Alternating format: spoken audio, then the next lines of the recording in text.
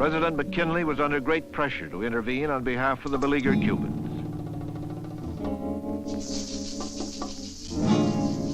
American reporters like Stephen Crane wrote vivid accounts of suffering from Cuba, and the sensationalist journalism of publishers Joseph Pulitzer and William Randolph Hearst in their newspapers described Spanish atrocities and fanned the flames for a free Cuba.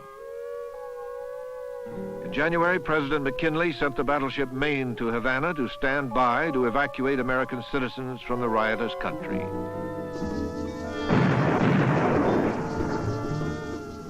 On February 15, the Maine was blown up, killing 260 American sailors. Hearst's New York Journal, which offered a $50,000 reward, blamed Spanish agents for the disaster. Headlines inspired an outbreak of war fever in the country.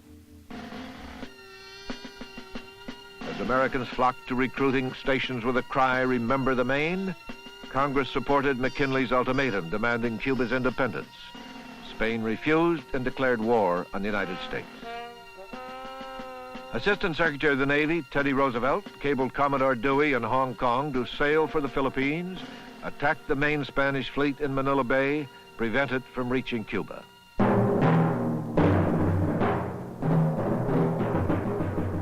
Dewey destroyed the Spanish fleet. In America, eager volunteers crowded into military training camps. Even that hater of war, William Jennings Bryan, enlisted in the National Guard. The U.S. Army of 28,000 men was long on enthusiasm and short on training. The country was so anxious to enter the war that we sent thousands of green volunteers to Cuba to fill out the ranks.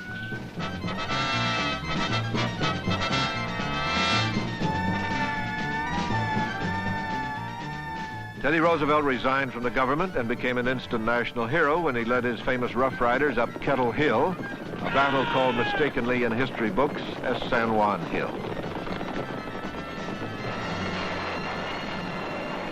Within 4 months, the United States easily defeated Spain, established Cuba's independence, and acquired a number of Spanish colonies, the Philippines, Guam, Puerto Rico.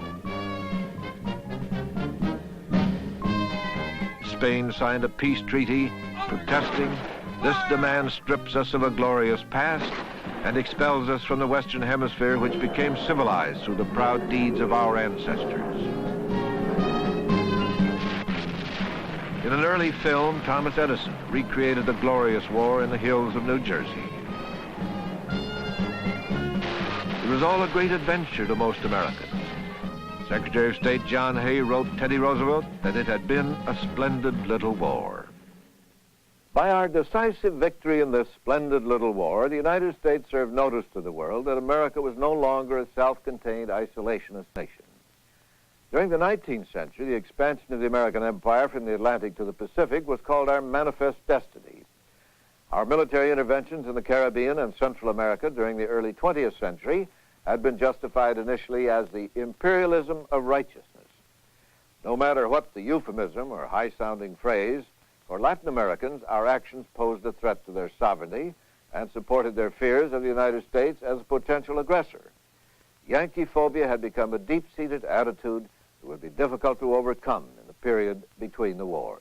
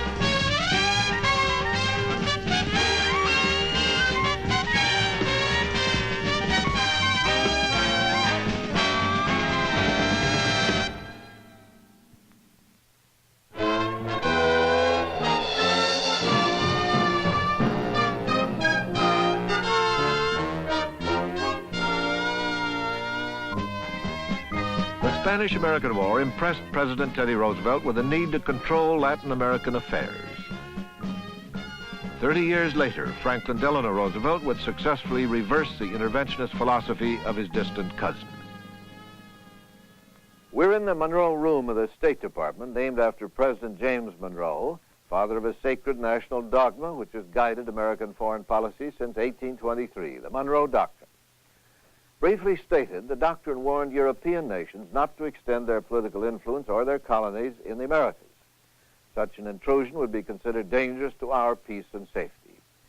In 1904, Teddy Roosevelt brashly transformed the Monroe Doctrine from a policy condemning intervention by European powers to one condoning intervention by the United States. He viewed the U.S. as an international police force to correct, in his words, the wrongdoings of uncivilized nations. This policy was called the Roosevelt Corollary to the Monroe Doctrine. Teddy Roosevelt best summed up the real meaning when he said, "I've always been fond of the West African proverb, speak softly and carry a big stick. You will go far." Roosevelt's big stick pointed early on at Panama. He considered a transoceanic canal essential to commerce and national security. Colombia owned the Isthmus of Panama and rejected Roosevelt's offer to purchase the land. The frenetic Teddy was never one to accept a rebuff, particularly from a smaller neighbor. Roosevelt said in unprintable language that the Colombians were not behaving in a proper fashion, and they were holding up the march of world civilization. So he determined that that would not be allowed to happen. The building of the Panama Canal was a result of complicated intrigue.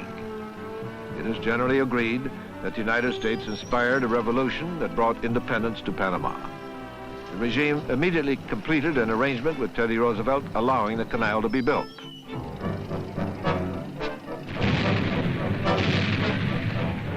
Roosevelt personally visited Panama, becoming the first American president to leave the country while in office. Of his devious methods, he later boasted, "I took the isthmus, started the canal, and then left Congress not to debate the canal, but to debate me."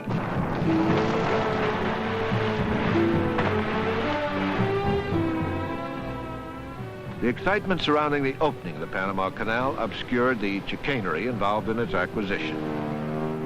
Built at a cost of $400 million, the price was even higher in diplomatic terms. Roosevelt's cowboy diplomacy created much ill will in Latin America and open hostility in Colombia. Roosevelt nevertheless considered the Panama Canal his greatest accomplishment in foreign affairs. In Roosevelt's terms, in the terms and the context of his age, he behaved in a morally justifiable manner. Today, we'd have trouble with that kind of behavior, and I think most of us would agree that it was at best shady, and that it probably would violate the rules of the game by which we think the United States plays today. 70 years ago, Roosevelt was behaving the way other nations behaved, so in that sense, historical perspective is necessary. When Woodrow Wilson became president in 1913, his most pressing foreign policy problem was Mexico's revolution. A 30-year dictatorship was under attack for its oppression of Mexico's 15 million landless, poverty-stricken peasants. The revolution was led by a young reformer, Francisco Madero, who wanted to end foreign privileges and give Mexico back to the Mexicans. The revolution succeeded, but Madero was betrayed by his leading general, Victoriano Huerta, who led a military coup. Madero was murdered in prison. Huerta proclaimed himself president of Mexico. Huerta was supported by the Mexican aristocracy and wealthy foreign investors who financed his regime, many of them American. William Randolph Hearst owned land there reportedly the size of Rhode Island. Mexico's copper and silver mines attracted heavy American investment. President Wilson, against the advice of his cabinet, refused to recognize the Huerta regime, calling it a government of butchers. Wilson alone determined to intervene in Mexico and used the arrest of a few American sailors as an excuse.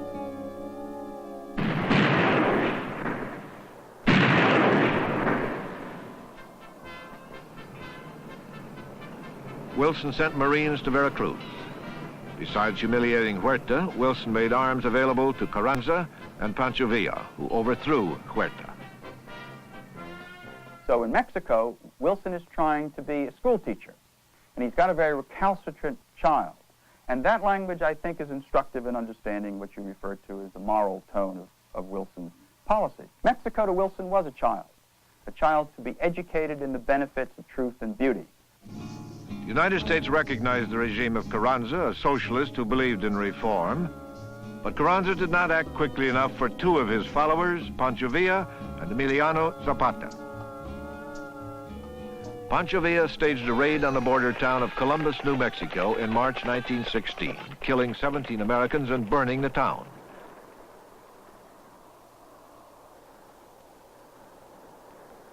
Villa had two goals: one, to involve his rival Carranza in a war with America; second, to dramatize his contempt for foreigners. President Wilson again sent American troops into Mexico, this time to pursue Pancho Villa's raiders. The American punitive expedition was under the command of General John Pershing.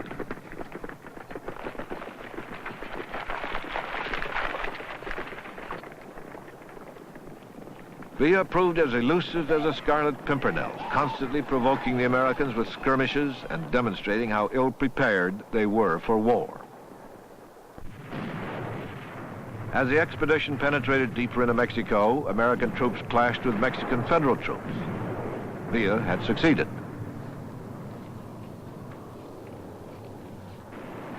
Wilson had averted war against Carranza's army, principally because Pershing's forces were needed for America's entry into Europe's war. The broadened concept of national security that comes out of the First World War, our preoccupation with means of communication, with fuel and petroleum, with bank loans, with finance capital, in other words, provide other means for interaction with and potential control over other nations. In a sense, then, the private sector becomes an agency of the nation itself. And there is an interweaving of economic activity and government interest, which is very hard to separate. Peace, prosperity, and a reliance on dollar-based diplomacy eased the tensions between the U.S. and her Latin American neighbors. In 1921, dedication ceremonies in New York City honoring Simon Bolivar symbolized improved relations under President Harding. With Senate approval, Harding ordered a $25 million payment to Colombia, long-delayed compensation for Roosevelt's acquisition of the Panama Canal, a proposal first made by Woodrow Wilson.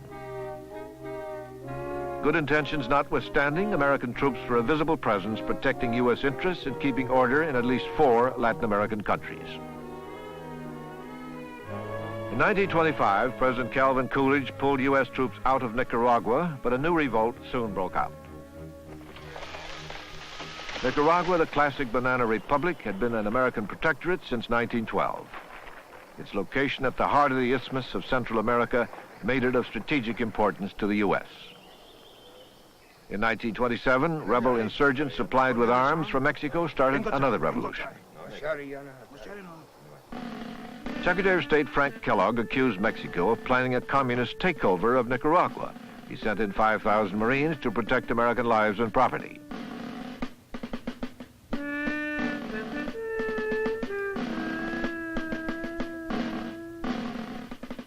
The president finally sent former Secretary of War Henry Stimson to Nicaragua to clean up the mess, in his words, and mediate a truce.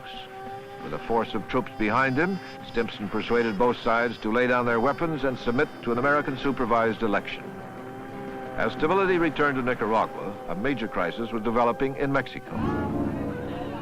American border towns were overrun by Mexican refugees fleeing the edicts of President Plutarco Calles. An iron-willed reformer, Calles launched violent attacks on the Catholic Church and foreign landowners. He deported priests, closed church schools and convents. Calles expropriated American oil holdings and threatened to return all oil and mineral rights to Mexican ownership. American oil companies demanded armed intervention. Calvin Coolidge appointed his former Amherst College classmate, Dwight Morrow, ambassador to Mexico. For Morrow, a successful businessman unschooled in diplomacy, the instructions were, keep us out of war.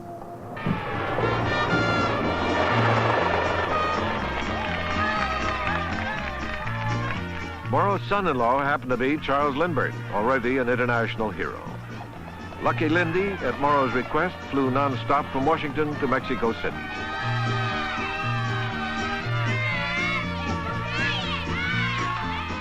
With Lindbergh on the scene, Morrow fashioned the beginnings of the solution of the crisis.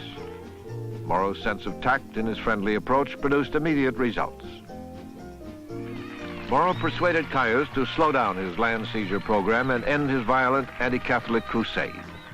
He established a solid friendship with President Caius, meeting him frequently on a face-to-face basis, even giving him a ride in Lindbergh's airplane. After Lindbergh left, the oil companies were partially compensated and relations were vastly improved. By the end of the 20s, you have a growing conviction that the United States cannot, and some even say ought not, to teach democracy to nations in the hemisphere if they don't want to learn, nor to force American-style economic development on them if they don't want it. And this is the beginning of what we later call the good neighbor policy. The origin of the good neighbor policy can be traced to the 7-week goodwill tour of President-elect Herbert Hoover in November of 1928. Hoover repudiated the detested Roosevelt corollary to the Monroe Doctrine, which justified intervention. During his administration, 50 revolutions took place in Latin America, but the United States did not intervene in any of them. In fact, Hoover actually withdrew American troops from Latin America, saying, "I have no desire for representation abroad through our military forces."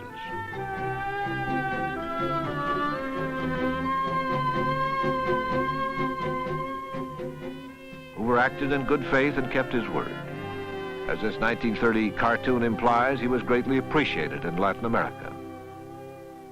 During Hoover's administration, however, the Depression tarnished much of the effect of his liberal policies toward Latin American internal affairs. Our relations with our neighbors grew worse because American protective tariffs, economic nationalism, closed U.S. markets to Latin American trade.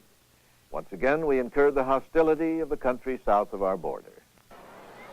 Hoover's successor, Franklin Roosevelt, formalized the good neighbor policy and made it seem to be his own. In the field of world policy, I would dedicate this nation to the policy of the good neighbor.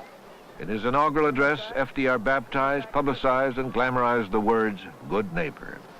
The neighbor who resolutely respects himself, and because he does so, respects the rights of others. Secretary of State Cordell Hull said pessimistically, our inheritance of ill will was grim. FDR and Hull improved relations with Panama by renegotiating the Panama Canal Treaty. The new treaty gave Panama commercial rights in the canal zone, but did not resolve the sovereignty question. The treaty was signed in 1936, but was not approved by the Senate until 1939, when Panama finally agreed to allow the United States to defend the canal in emergencies. The turning point for the good neighbor policy came in December 1933 at the Montevideo Conference. Secretary of State Cordell Hull was committed to the principle of non-intervention. Aware of Latin American distrust, he convinced America's most belligerent antagonist, Argentina, and her foreign minister, Saavedra Lamas, to introduce a non-intervention resolution which declared no state has the right to intervene in the affairs of another. Hull seconded the resolution. Saavedra Lamas later won the Nobel Peace Prize.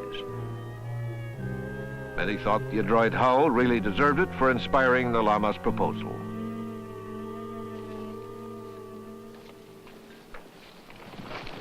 Argentina, with a large German population, had become increasingly sympathetic to Hitler's Nazi regime.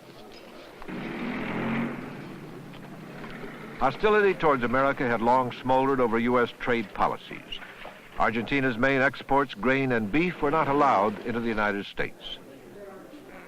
The country turned toward European markets, Italy, Spain, Germany, and was ripe for fascist and Nazi infiltration.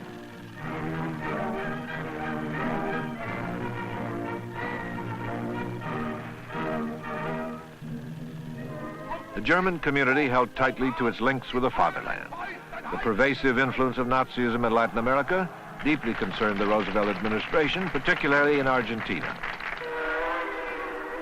November 1936, FDR endures a 7,000-mile, two-week trip at sea to attend his special conference for peace in Buenos Aires. Roosevelt reaffirmed our commitment to non-intervention and called for continental solidarity to face the threat of war in Europe. This is no conference to form alliances, to partition countries, to deal with human beings as though they were pawns in a game of chance. Our purpose, under happy auspices, is to secure the continuance of the blessings of peace. Beyond the ocean, we see continents rent asunder by old hatreds and new fanaticisms. Can we, the republics of the New World, help the Old World to avert the catastrophe that impends? Yes, I am confident that we can.